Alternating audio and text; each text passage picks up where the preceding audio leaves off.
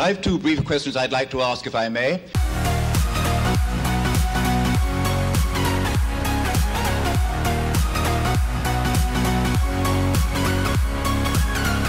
Hi, welcome to Left Foot Media. My name is Brendan Malone and you're watching The Daily Question. Before I get into today's question of the day, yes, that eye infection I talked about yesterday is still with me. So it's not domestic abuse. I've just got a silly eye infection.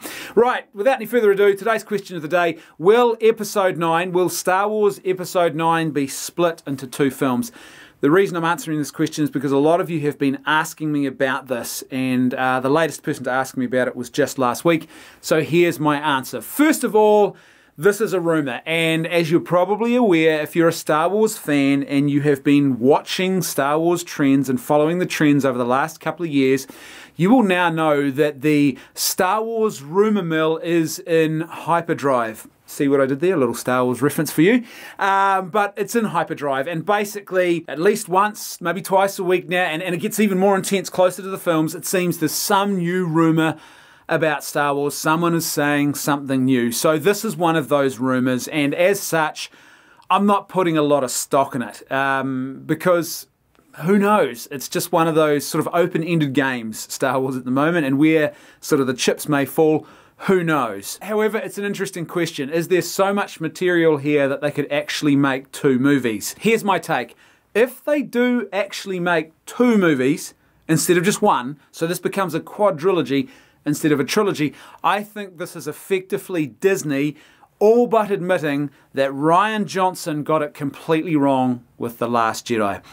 Because effectively, what it would seem to me is that if you've got enough written material, you've got such a body of written work in your script that you need to split it into two films, there's that much script that's been written, it seems that you're not actually completing a trilogy anymore. It would seem now that what you're most likely doing is course correcting after the previous film.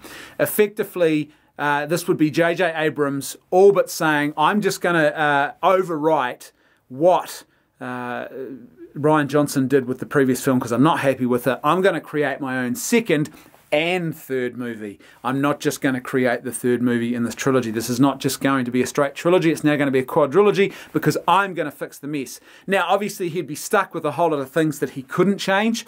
They've just been written into canon now. There's not much he can do about those things. But what he could do is effectively try and salvage the trilogy, I guess, by detouring around the second film and saying, okay, well, that happened. How do we now go around this to try and win the fan base back? And maybe if I do my darndest and I write a really good third and fourth film, maybe they'll forgive us. It seems to me that that would be an admission that there was a problem, or the problem was so big with the second film, with The Last Jedi, that they felt they had to effectively give us something much more substantial than normally would be the case at this point in a trilogy. So not just one movie, but a whole lot of story to actually give us some meat and substance and to actually fill in all that was lost by what Rian Johnson did with The Last Jedi. Because you see, there's no real reason why Star Wars needs to turn a trilogy into a quadrilogy. It's not like other franchises or other properties. Star Wars has what I might term a universal bankability about it. You can keep creating Star Wars films because there's so much ancillary materials, and there's so much in this universe that exists. It's almost, I guess, a multiverse now. There's so much going on there that there's always something to draw on, whether it's in canon or out of canon, to actually create for yourself another film or another trilogy that's actually going to make you money. So if your primary focus is money, you don't need to split the final film in a trilogy into two. It's not like other franchises like, say, The Hunger Games or Twilight, where this is all they've got. And so you split the final film in two because you're trying to milk as much as you can out of the best available resources of your franchise. Star Wars has a much bigger bankability to it than that. So there's no need for them to do it on a financial level. It would seem to me that the only reason you would do this is if you are all but admitting that The Last Jedi was a mistake. And so now you are trying to create in a very roundabout kind of way, your own different version of the trilogy, which just circumvents that second film that is already sitting there on the table and you can't do anything about. However, like I said, I'm very skeptical about this.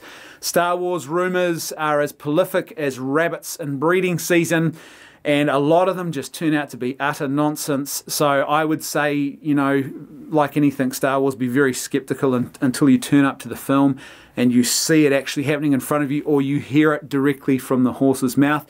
It seems that every other week there's some brand new theory. You know, Rian Johnson, he's going to be back in the new film, and him and Gareth Edwards and Kurt Russell are all going to be in the Jabba the Hutt suit, and there's going to be a reincarnated Jabba the Hutt. Trust me, I read it on the internet. I know it's true. It sort of seems that now is happening every week or twice a week some weeks. So I would be taking this all with a grain of salt until we discover that there is an episode 9 and an episode 10, and they're actually being pitched to us as such. If they do that, it would seem to me that this is a very, very clear indication that they are absolutely acknowledging that The Last Jedi was a mistake and they got things wrong. As per usual, I'd love to hear your thoughts though, so please let me know what you think in the comments section below. And if you like the content I'm creating and you'd like to see more of it, then please support me on Patreon or PayPal. There's a link for both in the description below. That's right, I can hear my theme music too. I'll see you tomorrow on The Daily Question.